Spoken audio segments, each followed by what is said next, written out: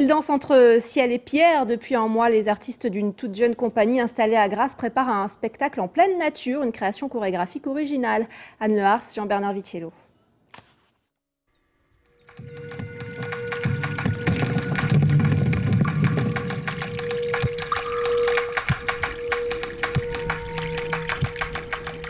Le travail qu'on veut faire, c'est un travail d'adaptation à un lieu en particulier, un lieu qu'on ne peut pas quitter, parce que la création se fait vraiment en relation à celui-ci.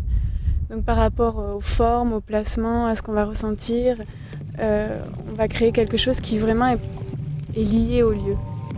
Un lieu perdu sur le plateau de la Malle, un lieu découvert lors d'une balade, le cadre idéal pour 5 jeunes artistes attirés par une première expérience grandeur nature.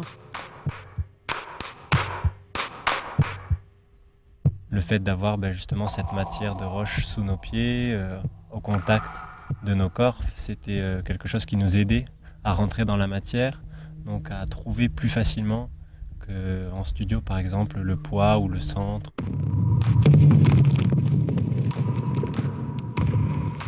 On trouve, quand on est dans des lieux comme ça, un sens, parfois à des gestes qui nous semblent sans relation à rien quand on est dans un studio clos. Là, c'est sûr que si on lève le bras, on voit l'étendue de l'espace, il y a quelque chose où on va forcément ressentir plus qu'est-ce que ça veut dire de lever un bras.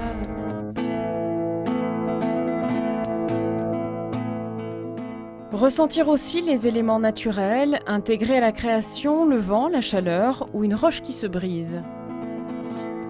Créer quelque chose de toujours différent, ça apporte, ça encourage notre créativité, c'est toujours en renouvellement, donc on n'est jamais figé, on est toujours dans un mouvement ici, cette fois-là, dans un mouvement de voyage, on est toujours en mouvement, quel que soit le mouvement. Donc.